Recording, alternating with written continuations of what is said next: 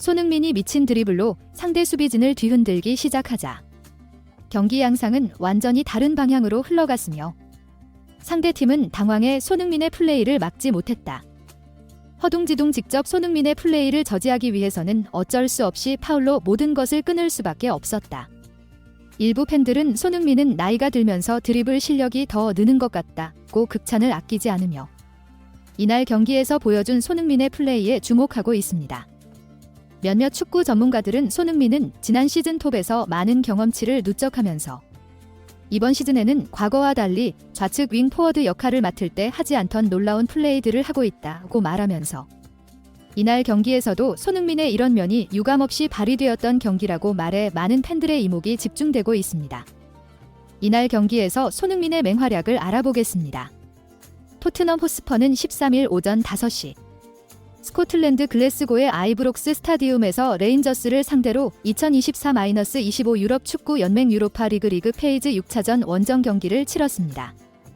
이 경기에 앞서 토트넘은 3승 1무 1패, 승점 10점으로 9위였고 레인저스 역시 3승 1무 1패, 승점 10점이었지만 골 득실에서 앞서 8위를 달리고 있었습니다. 영국 현지 토트넘 팬들은 만약 이 경기에서 진다면 포스테코글루가 경질될 것이라는 날선 반응을 보이며 주전 선수들의 햄스트링을 모두 터뜨리면서 선수단을 제대로 운영 못하는 초보 감독은 가야 한다고 목소리를 높이고 있습니다. 그도 그럴 것이 포스테코글루는 최근 7경기에서 1승 2무 4패를 하고 있고 리그에서는 11위, 유로파 리그에서는 9위를 하고 있어 역대 최악의 성적을 거두고 있기 때문에 이번 경기는 포스테코글루의 생명이 연장이 되느냐 안 되느냐를 가르는 중요한 경기가 될 것이라는 것이 영국 현지 매체들의 분석이었습니다. 이런 분위기를 아는 듯 왠지 포스테코글루 감독은 최근의 부진을 만회하고자 자신이 가지고 있는 최고의 카드, 즉 토트넘 최고의 에이스이자 주장인 손흥민 원톱 카드를 꺼내들었습니다. 그리고 좌측의 베르너, 우측의 존슨, 공격형 미드필더의 메디슨, 그리고 수비형 미드필더의 비수마, 벤탄쿠르, 좌우 풀백을 내세웠는데요. 이 라인업을 본 많은 축구 팬들은 원톱으로 출전한 이 경기에서 멀티골을 넣으며 다시 골 감각을 다듬어야 한다고 말하며 손흥민이 스스로 슬로우 스타터라고 했는데 이제 시즌이 반을 지났으니 골 폭죽을 슬슬 시작할 때가 되었다고 기대감을 한껏 드러냈는데요. 또 다른 팬들 역시 손흥민은 체력적으로 후반부에 갈수록 더 나은 폼을 보여주는 경우가 많았는데 첼시전에서 골을 기록했으니 레인저스 원정에서도 연속 골을 기대해 볼 만하다고 주장하기도 했습니다. 경기가 시작되자 홈팀 레인저스는 토트넘을 적극적으로 압박하면서 홈의 이점을 살려나갔습니다. 토트넘은 앞선 경기에서 너무 체력적으로 힘을 뺀 나머지 특유의 전방 압박을 전혀 하지 못하고 맥없이 레인저스의 압박과 공격에 속수무책으로 당하고 말아 많은 팬들이 경기 전 가진 기대감을 무색해 만들어 버렸습니다. 게다가 계속된 패스미스로 인해 최전방에 있는 손흥민에게 패스가 연결되지 않으면서 답답한 흐름을 이어갔고 이것을 본 많은 축구 팬들은 기본적인 패스도 못하는 것들이 어떻게 한 주에 1억씩 연봉을 받는다는 것이냐? 저런 쓰레기들은 모두 방출해 버려야 한다고 맹비난을 퍼부었습니다. 상황이 점점 어려워지자 토트넘을 구하는 것은 역시 손흥민이었다. 근방에서 패스를 연결받고 중앙으로 치고 들어가며 레인저스 수비진을 흔들었고 상대 수비는 손흥민을 파울로 끊을 수밖에 없는 지경에 놓이게 됩니다.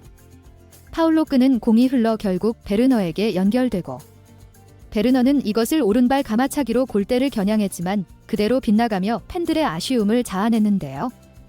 이 장면을 본 많은 축구 팬들은 손흥민에게 패스를 연결하자마자 저런 좋은 장면이 나오는데 토트넘은 손흥민에게 모든 전술적 지원을 아끼지 않아야 한다고 목소리를 높였습니다. 이런 팬들의 염원을 알기라도 하듯 베르너는 전반 10분경 왼쪽을 돌파해 들어가다가 손흥민에게 짧은 컷백을 내주고 이것을 손흥민이 방향을 돌려놓았지만 상대 수비를 맞고 굴절되면서 골키퍼 품 안으로 공이 들어갔습니다. 많은 축구 전문가들은 손흥민이 0점을 조절하는 과정이라고 말하면서 역시 손흥민이 공을 잡을 때마다 위협적인 장면이 나오는데 좌우 윙어들이 패스 능력이 평균적인 수준 이하로 떨어지는 상황이라 과연 손흥민에게 패스가 제대로 연결될지 의문이라고 말했습니다. 전반 14분경 중앙에서 공을 끊어낸 것이 존슨에게 연결되면서 결정적 찬스를 맞이하지만 볼 컨트롤이 길어 상대 수비수의 블록에 걸려 결정적 찬스가 무산됩니다. 이 장면을 본 일부 팬들은 오른쪽으로 손흥민이 완전히 돌아나가면서 노마크로 놓이는데 손흥민에게 줬다면 결정적 찬스를 맞이했을 것이라고 안타까워했는데요.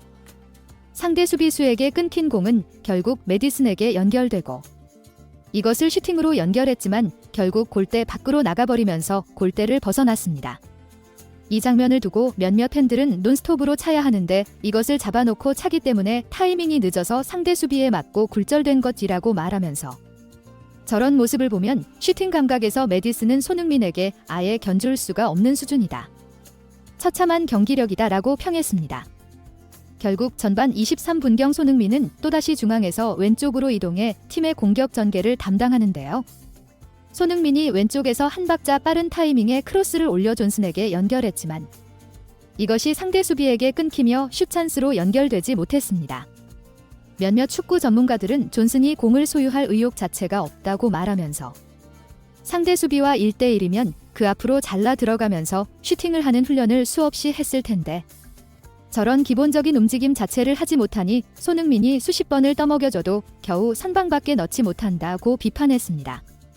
전반전을 0대0으로 마친 후 후반전에 접어들자 레인저스는 체력적으로 지친 토트넘을 밀어붙여 선제골을 얻어냈는데요.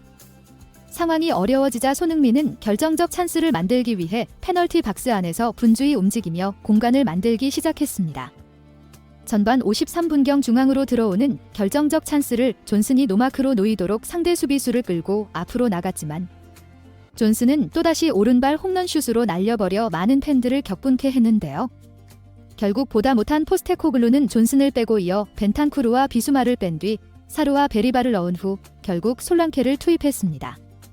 이렇게 되자 손흥민은 왼쪽 윙포워드로 이동하면서 팀 전체의 공격을 진두지휘하기 시작했습니다. 그러자마자 후반 교체로 들어온 클루셉스키가 동점골을 터뜨리면서 경기는 원점으로 돌아갔고 많은 축구 팬들은 역시 손흥민이 주장으로서 후반전에 선수들을 확실하게 진두지휘하는 것이 효과가 있다며 극찬을 아끼지 않았는데요. 다 이긴 경기라고 생각했던 레인저스 홈팬들은 망연자실한 표정을 지으며 모두 정적에 휩싸였습니다. 이뿐만이 아닙니다. 손흥민은 후반 89분경 왼쪽에서 미친 킬 패스를 찔러주고 이것이 기점이 되면서 중앙에 있는 솔랑케에게 완벽한 헤딩 찬스로 연결되었지만 솔랑케가 이것을 골로 연결하지 못하면서 이길 수 있는 기회를 날려버렸습니다. 결국 토트넘은 손흥민의 맹활약에도 불구하고 1대1 동점으로 경기를 마무리하면서 승점 1점만을 획득. 즉, 리그 페이지 9위를 그대로 유지해 많은 팬들을 아쉽게 했습니다.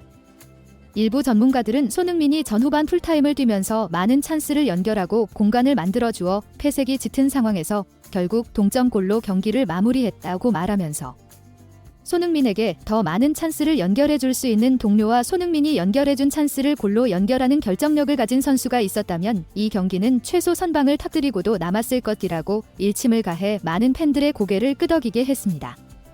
구독 및 멤버십 가입은 매일 더 나은 영상 제작 열정을 타오르게 합니다.